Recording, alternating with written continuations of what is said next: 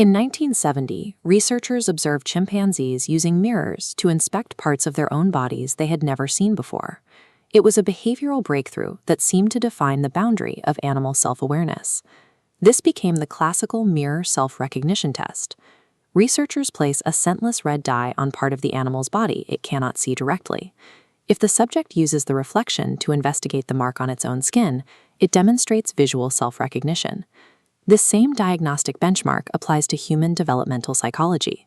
Between 18 and 24 months, a child typically stops treating the reflection as a stranger and begins touching the mark on their own forehead. Historically, cognitive science has treated this moment as a binary switch. You either pass and possess self-awareness, or you fail and lack it entirely. Viewing the mind as an on-off switch fails to account for the complex layers of identity existing before and after a child sees a mirror. The mirror test actually measures one highly specific capacity: visual bodily self-identification. An organism can recognize its physical appearance while still having very little autobiographical memory or understanding of its social role within a group. To quantify consciousness, we use the multidimensional self-organization profile, treating self-awareness as a mathematical vector. It tracks 7 variables, including physical agency and metacognition. Different species display asymmetric profiles, showing high agency and uncertainty monitoring, while lacking the visual specialization required for mirror recognition.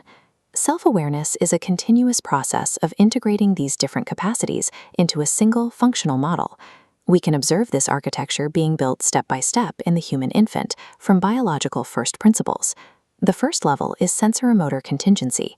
The infant learns to distinguish self-produced movements from the external environment. This requires neurologically coupling motor intention with proprioceptive feedback. When the brain sends a movement signal, it feels a corresponding sensation. Between 12 and 18 months, the child treats reflections as separate, responsive individuals. But through repeated movement testing, they observe the reflection perfectly couples to their actions. The probability the image is a stranger drops, while the probability it is their own body rises. Mirror recognition stabilizes only when this probability crosses a specific threshold, turning the external image into a permanent anchor for the self-model.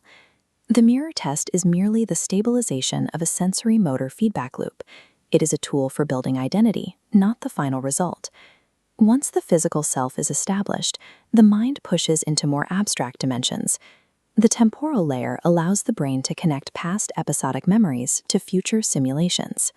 This enables the understanding that your continuous identity remains the same, despite physical changes.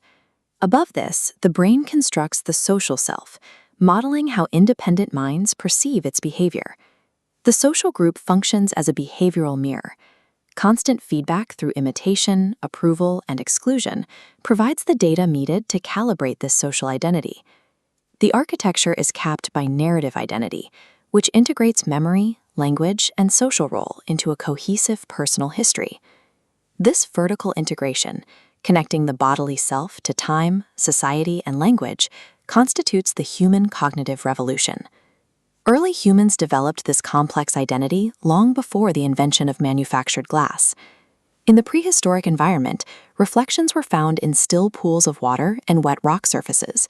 These natural surfaces served as the first externalized representations of the self.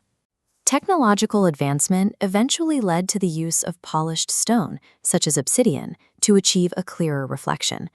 Later, the development of metallurgy allowed for the creation of handheld bronze mirrors.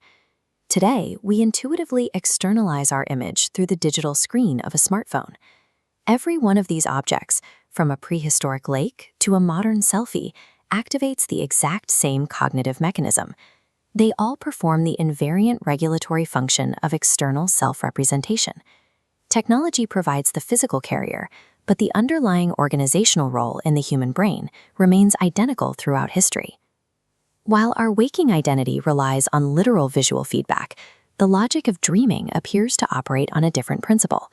Most assume dreams are simply fragmented replays of isolated physical objects we saw during the day. The Brain Kinematics Model groups experience into strain packages, clusters of data like the visual body, memory, and emotion.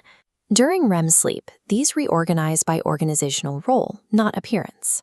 To consolidate efficiently, the brain synchronizes these packages, compressing them into a single representative symbol. Waking encounters with a bathroom mirror, a childhood photograph, and a lake frequently consolidate into a single scenario, like seeing a reflection in water.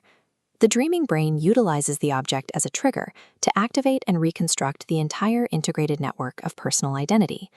This compression explains why dream dictionaries from diverse traditions often converge on the same symbolic associations for reflective surfaces.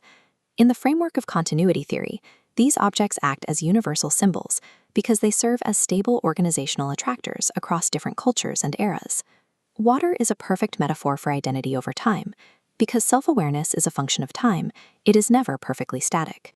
The fluid, changing, and partially transparent nature of water provides a visual map for the inherent instability of the human self-model. Physical structures like doors, bridges, and gates serve as visual markers for organizational transitions in our dreams.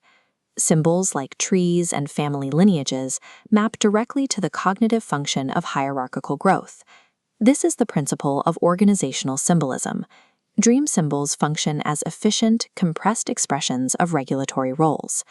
From biological evolution to childhood development and cultural history, they are one continuous process, the constant reorganization of these functions, which we witness every night in our dreams.